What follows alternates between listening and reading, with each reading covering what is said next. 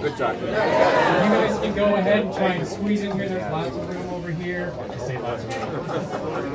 If we can close those doors up and kind of keep some of the noise in the kitchen out, that'll help. Thank you guys so much for coming out to the Iron Pig today. Holy moly. I appreciate everybody squeezing in here. I don't want to take up any more of your time right now, but everybody knows why we're hosting this event today.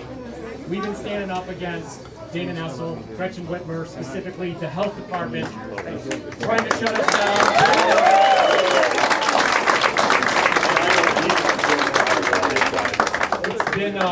It's been a weird couple of years, and it's been amazing to see all of the support. And as you can see, we are on the right side of history, as it has been shown so far.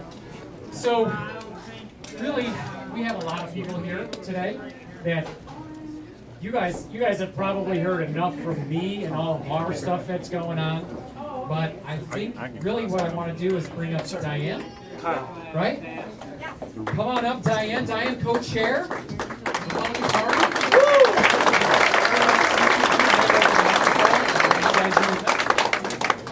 Thank you so much. And actually, I was the administrative vice chair of the Michigan Republican Party, but I stepped down to actually run for office down in Nuevo County in the primary. And I did win that race, but it was still a victory in my eyes. But I'm proud to be here tonight. I'm here today to speak because I was one of those businesses, just like this place right here, the Iron Pig, that suffered back in 2020. And I want to continue a message to people that we can't forget about the tyranny that we went through. I mean, my husband Eric is sitting right back there enjoying some of this great brisket today. And we just bought a business 6 months before the shutdown started in 2020.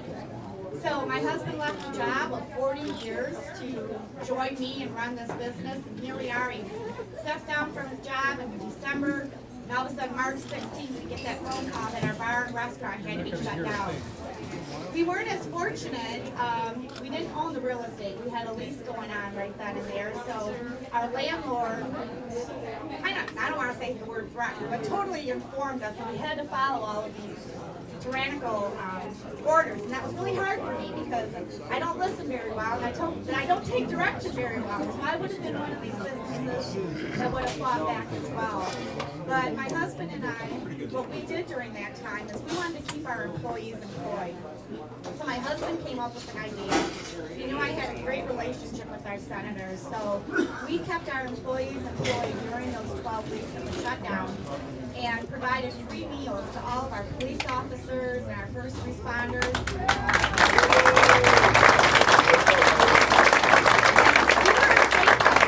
We didn't know how to do takeouts or anything like that, so it was totally, we were brand new business owners in the restaurant industry. And so I understand the fear and the unknown of all of these businesses where they didn't know what was going to get them in trouble. And we were already working with our liquor investigator at the time. So we had fear, in us, but we stood up against it. We weren't going to let that change our opinions and change the fight, and we continued to do this. And so we were fortunate enough to sell the business during that time, and we went out and we said we're never going to let ourselves be in a situation where a tyrannical governor or another property owner tries to tell us what we have to do. And so we bought real estate. We now own another bar in Nuevo, and we would never put ourselves in that. And I want to make sure that we remind people, because on the way up here when I was asked to come speak, I was like, I want to feel that back in my heart again, of that pressure and those horrible things that we had to go through. And we need somebody like Tudor Dixon who's going to stand up to that. Because we cannot let people seem to forget things. We have to remind them what they put us through 2 years ago.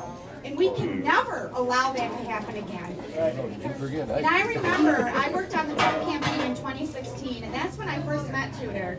And she was a conservative reporter at the time, and a good friend of mine, Ted Fricano, he loved her. They were from the same area, and he spoke so highly of her all the time. And she was a fighter. I remember going down to Holland to Marlena's, where I think you're at tomorrow. And I remember her being there on the ground, and I remember her fighting before anyone else was out there fighting, and she was with us, and she's a person who listens.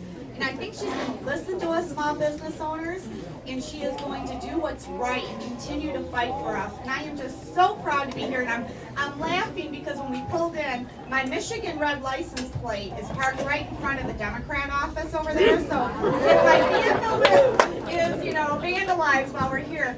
But I just wanted to say, please, you guys, look back and remember how we felt. And tell your neighbors.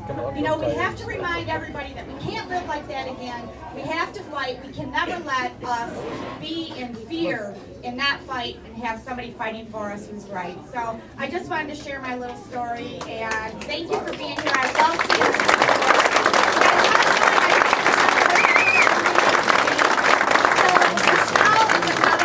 fighter, and I am just proud to hand the microphone over, and it's great to be here. Thank you so much.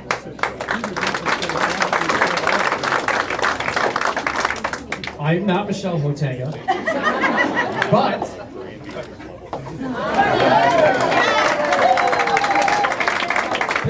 there she is. Michelle Hotega, everybody.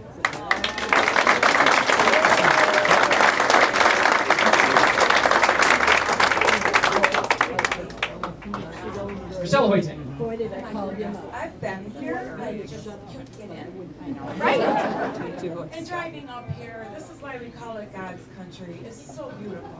I mean, it's just stunning to drive around northern Michigan now. We're all here for Tudor and Shane. I've served with Shane and Amanda, and I've gotten to know Tudor, and I cannot wait to vote for them. Cannot wait. Are you guys going to vote for you?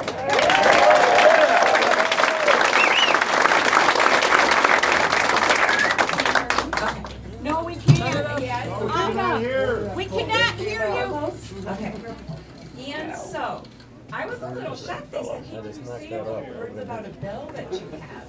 And I said, I would be happy to. So, we can't switching directions here. We can't hear. We cannot hear. All right, don't interrupt her. We got it going, guys. Come on. Jesus. Just yell. I'll talk loud. I can't hear. I'll talk loud. Okay, so, a couple of weeks ago, we voted on a bill. How many are deer hunters here? Okay, me too. Me too. And we have mandatory reporting right now. So within 72 hours of your deer harvest, you have to report the deer online. Online is your only option. You can't call in. You can't call in. You can't phone in. There's no other option. And we know in northern Michigan at deer camp, we don't tend to have cell phone service very well. So we put in a bill to eliminate the criminal charge. Sorry. Yeah.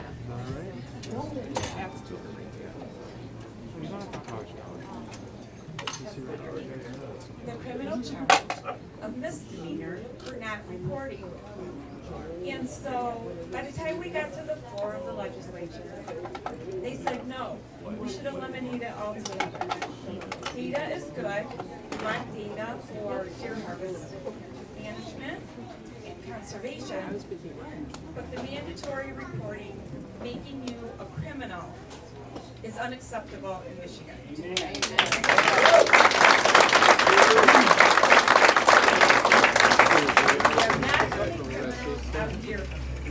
This bill is sitting on the desk, on the governor's desk.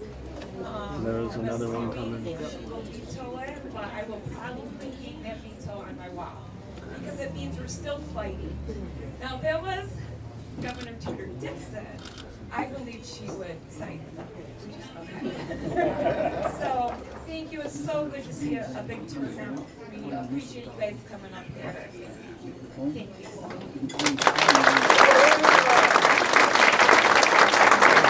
Thank you, Michelle. Sorry if you guys can't hear real well. This is designed as a conference room, so this volume only goes through this room right here. It doesn't go over into the bar. So sorry if you guys can't hear over there. This is being streamed right now on Facebook as well, so it will be available later as well. We'll have it on our podcast as well as several media outlets that are here. if it's great to hear other stories about other restaurants. We kind of followed, well, my wife would say, I kind of followed the lead of some barbecue joints down south. We kind of saw what was happening when they first started taking liquor licenses and threatening restaurants with $1,000 a day fines, taking their food licenses, taking their liquor licenses, all that kind of stuff. We started looking at exactly what was going on, and the second shutdown, so people will forget that, there was really two shutdowns. There was the springtime shutdown, everybody did their due diligence, we shut down, we did takeout only, all that stuff, right? We did our share, we did our part. Go through the summer, we get back open, 50% capacity, whatever it was. We can't even keep track of all the rule changes. I think we had 80-some different, I think it's probably even more than that now, different rules that we had to go by, all through 2020 into 2021. We get to November. Actually, October is when they started requiring the sign-in sheets. Do I remember the sign-in sheets? Sign in to come into a restaurant. I went into a hospital. They didn't require me to sign in. They just said, hey, you have any of these symptoms? Nope, here's an X. Didn't require my name, my phone number, the time that I was there. But to come into a restaurant, you had to do that. That's crazy to me. So what started happening was we see these things starting to change in the fall. Come November, what we decide to do is, especially when we find out that nothing was being done for restaurants and for the employees, when they shut us down again. They went on Thanksgiving break, if you will, and nobody in our state did anything. Didn't say, here's guidance for your employees, here's guidance for your landlord to get your landlord off your back, or the utilities off your back, or the insurance companies. We haven't even talked about insurance companies, you guys. Insurance companies should be liable for some of this. We haven't even had that conversation. Didn't some of them get bailed out a few years ago, I think? I think I remember that. Much bigger bailout than the restaurant relief fund. Let's remember that. So I decided enough is enough. We've got bills to pay, we've got family to keep care of, we've got employees that we have made promises to. So we decided to keep the restaurant open. I called the health department the day before. The day before. They don't tell you that. They don't tell you that. I called the health department the day before and said, listen, you guys are killing us. This is what I have to do. We had wrapping paper on the front windows. These big front windows up front, we had wrapping paper. We were going to go speakeasy style. And I'm like, you know what? I don't feel right about this. But we were going to get busted anyways. We're on Main Street, for crying out loud. So I said, you know what? Let's just do this. Let's be open about it. I called the health department. I said, this is what we're probably going to have to do. They were here at 11:15. We opened at 11 o'clock that time. 11:15, they were here with a cease and desist. They had it ready. Now, shame on me, I guess, for giving them the heads up, but... So they come in, they serve us with a cease and desist. Great. There was immediate errors on the cease and desist. It had another restaurant that we owned at the time on that as well. So right there I knew that they had no idea what was going on. Pure speculation. Like, this is complete nonsense. So we stayed open. What did they do next? They come in and they send somebody from the Liquor Commission to suspend our liquor license. Why did they do that? Why would they come in and take a liquor license? Because they know how important it is. And they know that they have an agency called the Michigan Liquor Control Commission, who we've been partners with for 4 years up until this. We still are. And basically said, we're going to take your liquor license if you don't stop. And I said, well, we're not going to stop. So they emergency suspended our liquor license at 3:30 in the afternoon down in Lansing. And by 5:15, 6 o'clock, they had somebody in here coming to take our liquor license off the wall. We ended up having him leave the property without the liquor license. A few days later, we surrendered it to the local authorities and went 90 days or more without a liquor license. We served our 90-day suspension and a whopping $600 fine, you guys. $600 fine. It was the 90 days that they wanted. They wanted an example to be set. As far as I know still, I think the 90 days is the biggest suspension yet. Yeah. So they wanted to set an example. And I only mention that again because they're still trying to set an example. They have a January 5th, 2021 violation. This was December 5th they came in and took our liquor license. We went through that process because our fight wasn't with the Liquor Commission. Our fight is with the health department. The health department and the health law is what everything was built on in the fall. Once the emergency orders were gone, the executive orders were gone, they turned to the health department and said, we're going to use this obscure law. 1978, I think maybe? I'm looking back at my attorney back there. David Delaney, please give a big warm welcome to my attorney. This dude is amazing.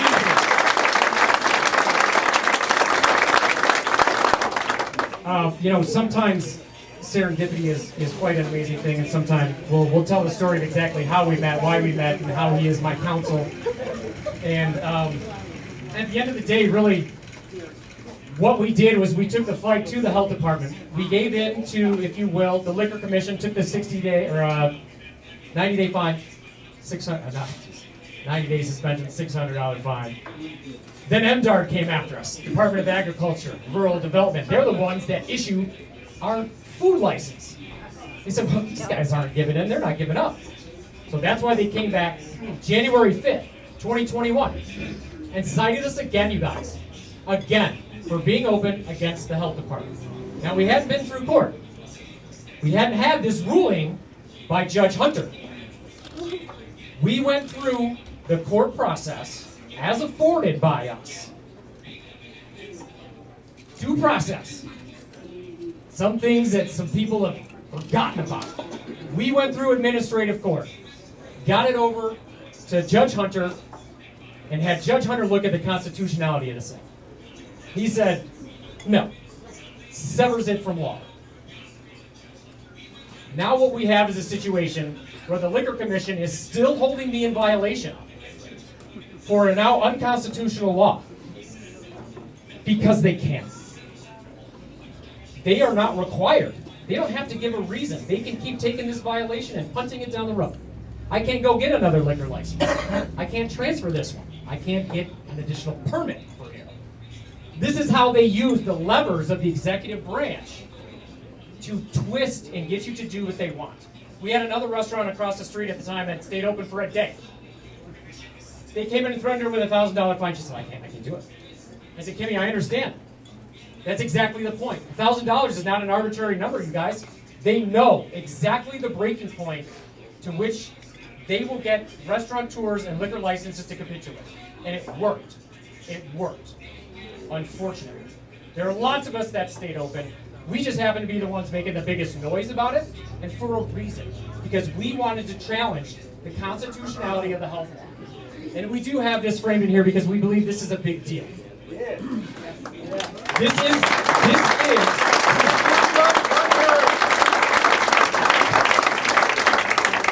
that is built on another case from October 2020 in recertified questions, right? Which we won't get into, but it's the stepping stone for our case.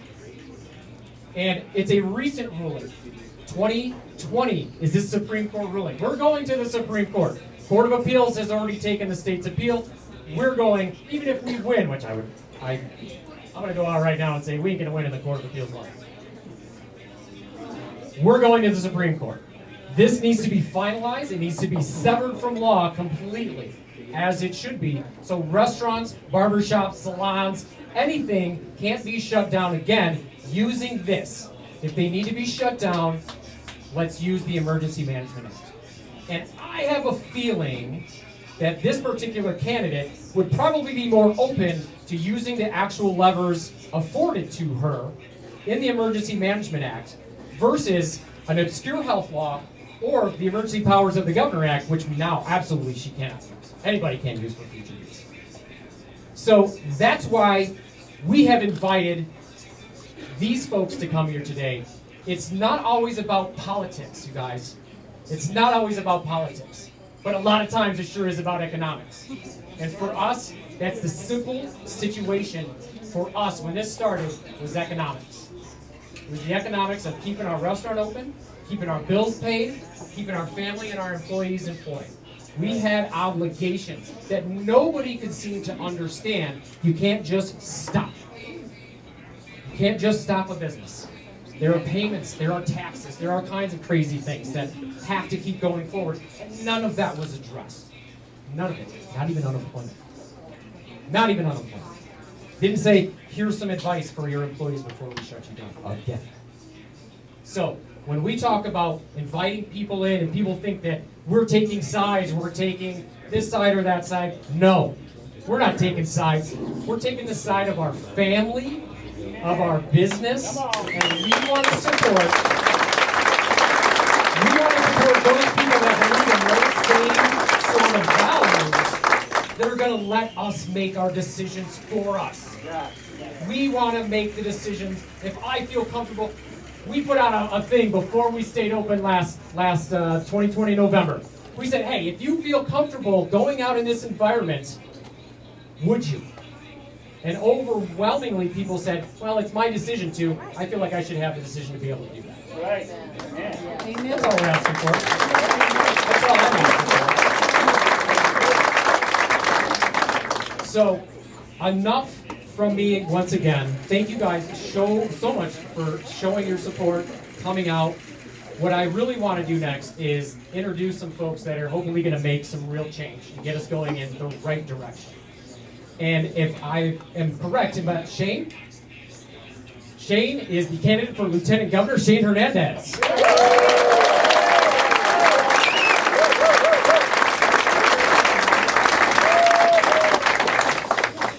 Thank you so much for all being here today. Thank you to the Iron Pig for hosting this event.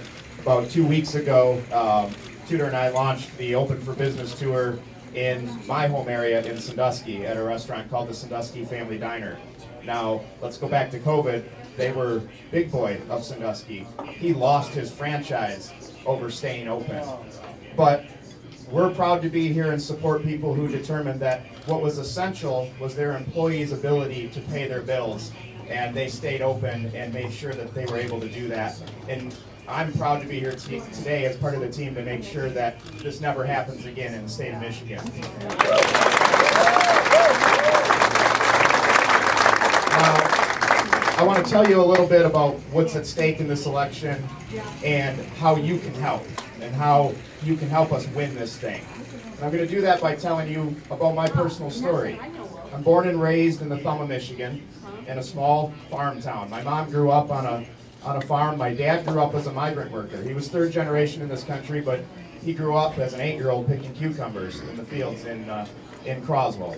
And he would travel to Ohio and he'd travel to Texas, and he ended up going to work at the pickle factory in Croswell. We had the world's largest pickle factory at the time. He worked 26 years there. I come from a blue-collar, hard-working family. But let me tell you, I grew up believing I was a Democrat. My family was low income. We were Hispanic, and he was a union worker. We let the other side. They're very good at putting us in those silos, right? Just believing it. I didn't know anything about politics other than the fact that Democrats were for the poor and Republicans were for the rich. That was it. So I was a Democrat. Now, luckily, I have one brother who's 5 years older than me, and he decided he was a Republican. And I just wanted to be like my brother.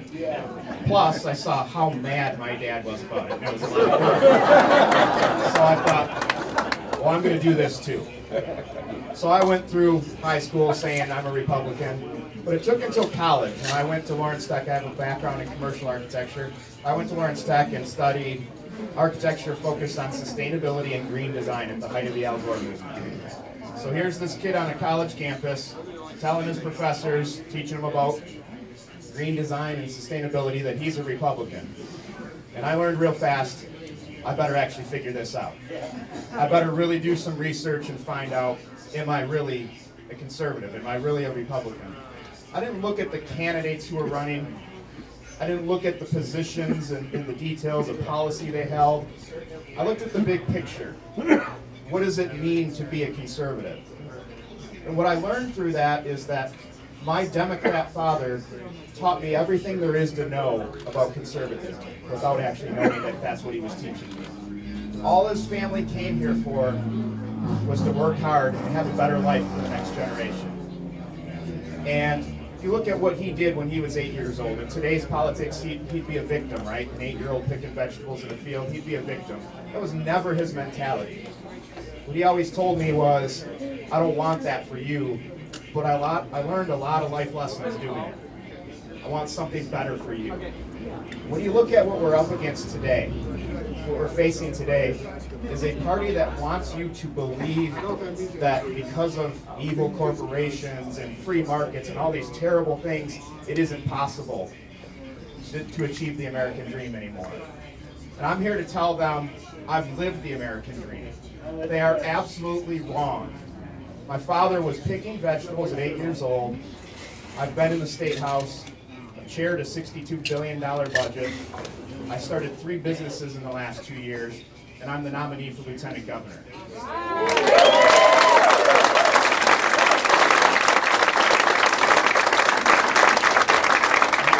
We truly are in a battle for the heart and soul of this state and this country. We say it every time, the most important election.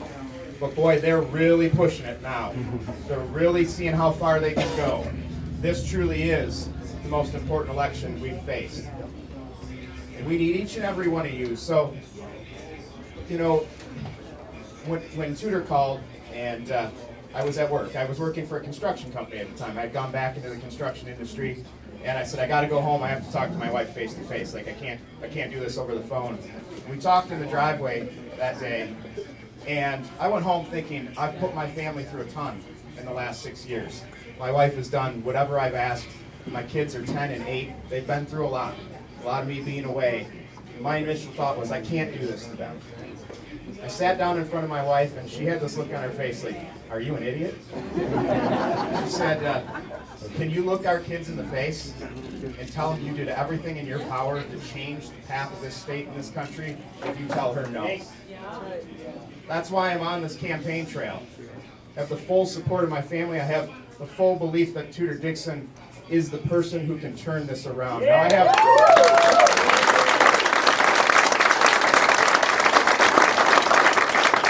I have one ask of you, though, because I had a delegate in Macomb County a few weeks ago, 4 weeks ago, I don't know, all blends together now. He told me I have 972 Republicans in my precinct. I said, that's awesome. I'm glad you know that number. Those of you delegates should know that number. And I want you to find every one of them and make sure they vote. But that's not what I want you to do for me. I want you to find the 100 people like my dad who believed they were Democrats because of how that party defines us, who have their entire life thought they're Democrats, but now see a party walking away from them, turning their back on them. They're struggling. Their kids are struggling, right? They were out of school for a year and a half. They might own a business and can't find employees. They can't pay their gas bills. They can't afford their groceries. Those are the people I need you to go find. And I guarantee you they're out there. Your one-on-one relationship, somebody in your neighborhood, somebody at church, somebody at work. Go find those people. Tell them why you're a Republican. Tell them why you're voting for Tudor Dixon, and go get them. And if you do that, we will make sure that Tudor Dixon is our next governor, and I'm excited to invite her up to the stage.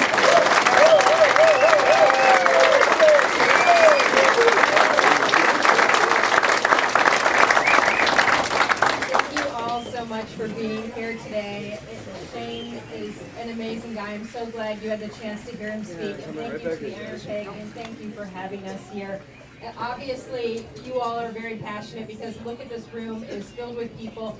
That is so exciting to me because I remember a statement. Do you guys remember 15 days to flatten the curve? Yep.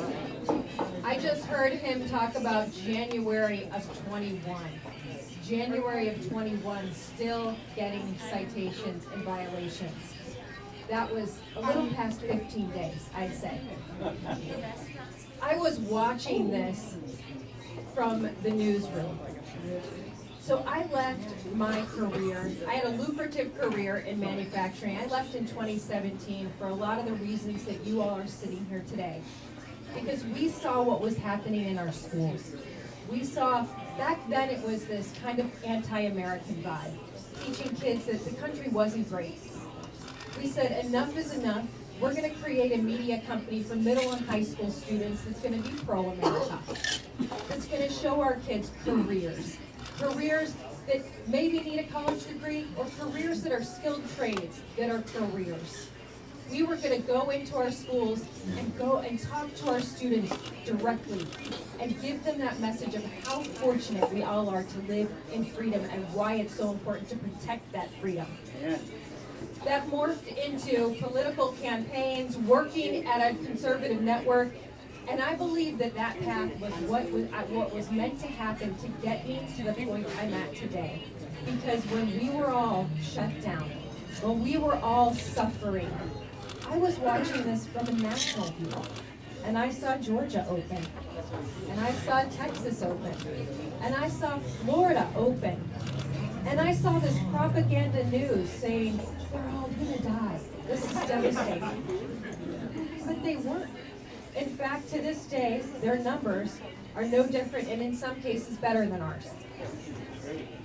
When I talk to those governors, I say, how did you have the guts to do what you did? And they said it wasn't guts, it was science. Remember that word? Wasn't guts, it was science. We talked every 2 weeks, went through who opened their schools, what the effect was, how the kids were doing, how important it was to get people back into restaurants, off unemployment, back working, and we wanted to be nimble.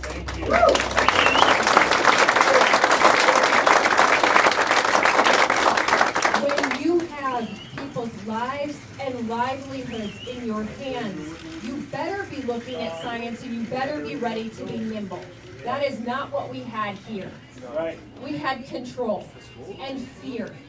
I was just talking to someone earlier today and they said, you know, this overwhelming sense that you go to some of these states that open up earlier and you can feel the difference in emotion to this day. We have a mental health crisis in this state. Nobody has addressed this. We have an education crisis in this state. It is October. I heard this governor come out and say she was going to get these kids back on track. What has she done? Nothing. We don't see any tutoring programs. We don't see any opportunities to get our kids back on track. In fact, we just got our reading exams back from the spring, and we had a nearly 60% failure rate for our third graders. Not acceptable. Where does this leave us for the future, and who says it's okay to rob somebody of their education? We have a situation where we have just seen the Department of Ed come out and say their focus is on making sure teachers talk to the kids about gender, making sure they talk to them about their pronouns, asking them what their name will be. Lock them up! And then they're not going to tell the parents about it. When have we ever seen a situation where parents have to be concerned there are secret conversations going on at school that they are not going to be a part of? I saw a Facebook post this morning from a friend of mine, a little bit south of here, and she said, my kids' games all got canceled this weekend because there's not enough kids in the public schools now to fill a football team. Gretchen Whitmer will tell you that my goal is to dismantle public ed. She has already done it. She spent 2 years dismantling public ed, and we need to put it back together for our kids who so desperately need.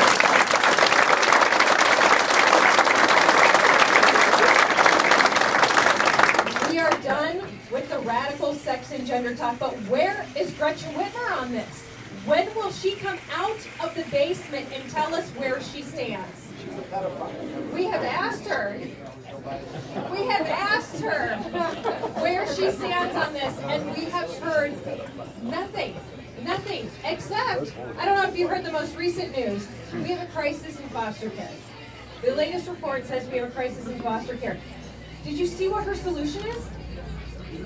Sex orientation and gender identity therapists for foster care. That's her solution. Kids who are already going through a trauma, That's her solution. When is she going to come out and answer why? Why? Why are we not helping these kids? We do have a crisis. I have friends who have given up their license. They have taken in a lot of foster kids, and the foster system always comes back to them and says, we need you to reopen that license. These licenses, they get ripped away.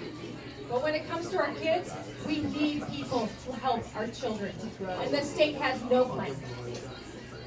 When is Gretchen Whitmer going to stand up and say, our kids deserve a world-class education, they deserve to make sure there is no wrong path, they deserve to know that they have education within their reach, and that they are going to get back on track from a crisis that was caused by her policies, not a virus, by her policies.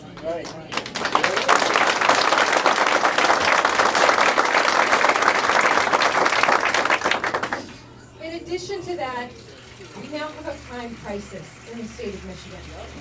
So you look around the state of Michigan, we've had an increase in homicides of 30%. 30%.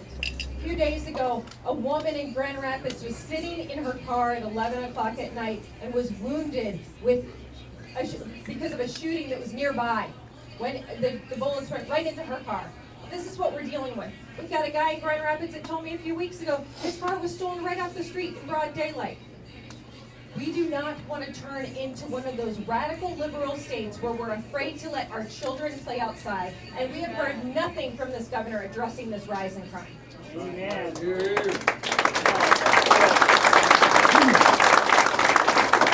Shane and I have presented our plan. We want to put $1 billion new dollars into policing. We want to make sure we are able to recruit police officers to this state, because this governor went out and marched with folks that held up signs that said defund the police, and then said, I support the spirit of defund the police. You know what happens when you have the chief executive officer who doesn't have our police officers' backs? They don't exactly want to work in this state anymore. They don't exactly want to put their lives on the lines for us anymore. We are so fortunate for those who do. I want them to know we've got your back. That's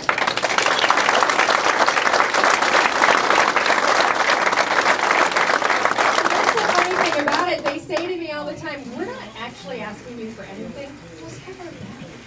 Just let us do our jobs. I mean, it sounds pretty familiar. It's kind of like what the Iron Pig said. If people feel comfortable, we're going to keep them safe. And I think that's one thing that everybody needs to remember. In the midst of a crisis, or when you're running a business, anytime, your focus as a business owner is safety. Always. How do I keep my employees safe? How do I keep my customers safe?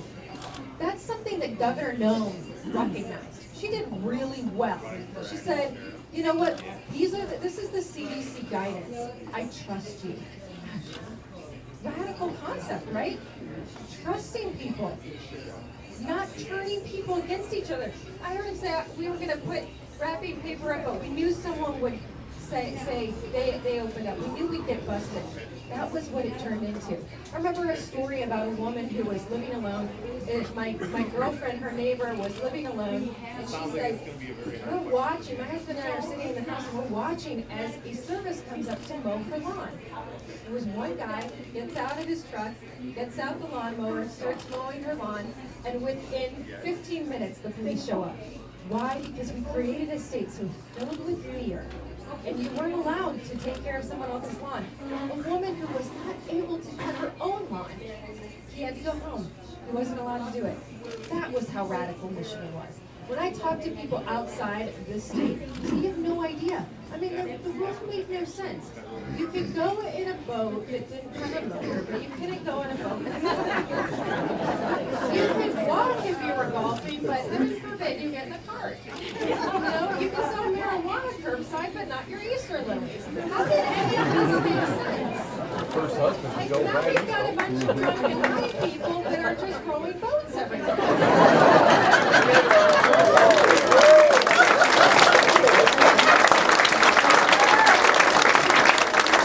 Maybe that's why the workforce hasn't returned. Yes. We have a plan to make sure that kids get back on track. We have a tutoring plan. We have a plan to get parents involved in their education, to make sure parents know what the books are, what the syllabus is, what the trainings are from the Department of Ed, to make sure our government agencies partner with our businesses, because there's something that you know when you come from, my background is we had a small steel foundry in Muskegon, Michigan. When you've owned a small business, you know what it is to have a partner in the state or in the community. You will never be an enemy of small business in the state.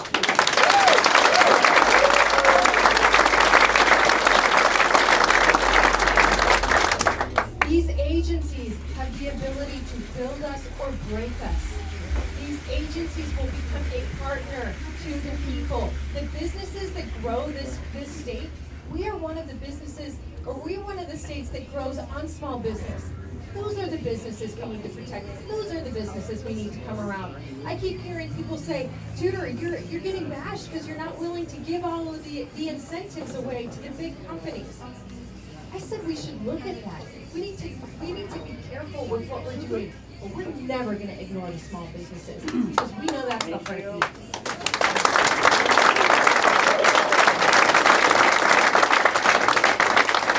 We have to build back this state in the midst of what we're about to go into, which could be another recession.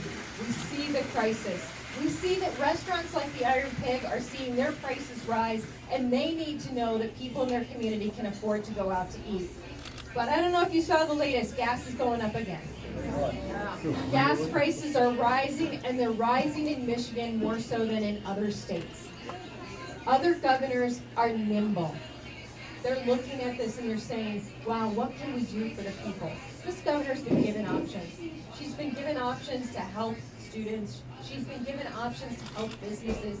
Both of those vetoed. She's been given options for gas tax holidays. No.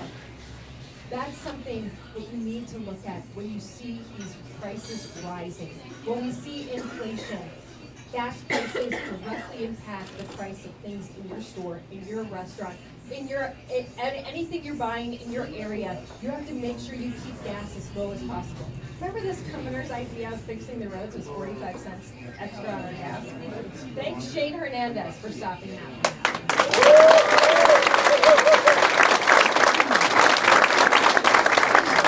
But if she has her way and she gets another 4 years, her plan is to shut down Line 5.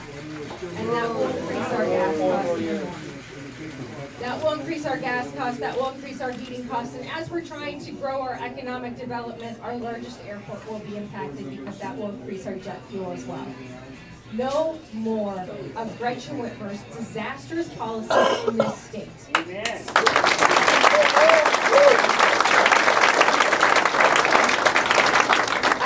We have seen people ask what she is running on. I've heard two things. I've heard her say we have put record dollars into education. And we say, you know what? We're measuring what comes out of education, not what's going in. And right now, we're not seeing great results. So what is the answer to that? The other thing I've heard her say is, I gave everybody $400 checks back.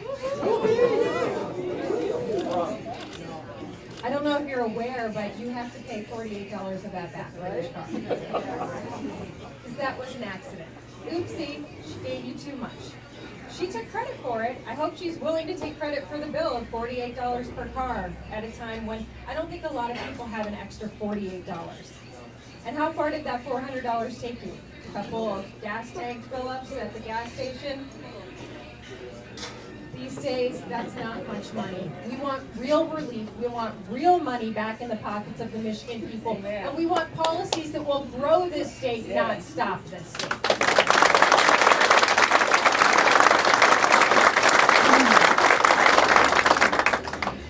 When I see these crazy polls and I look out at this room, I think those silent Republicans will be silent no more.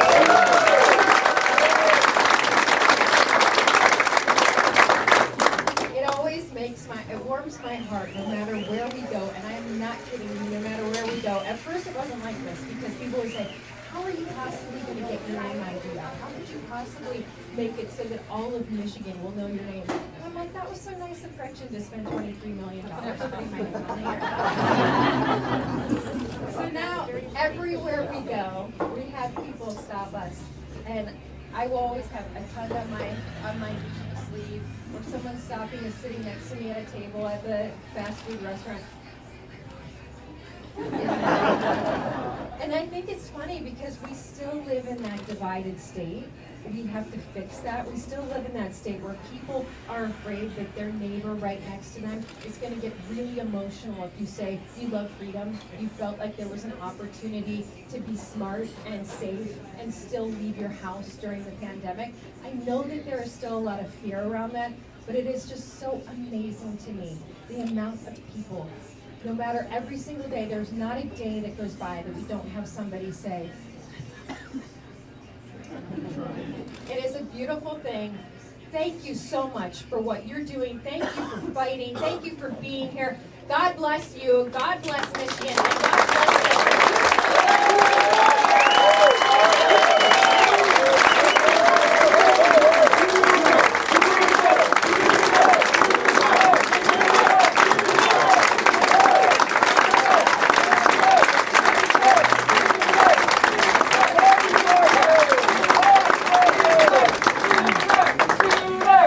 Awesome. Thank you guys so much for coming out.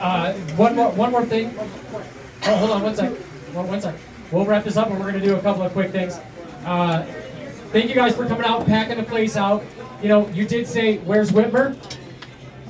Where's Whitmer? We're always good for a little bit of common relief, you guys. You know this if you follow us. So what we're going to do now, thank you for coming. We appreciate this so much, for supporting us and what we're trying to do. Going to the Court of Appeals, going through, trying to get all this stuff.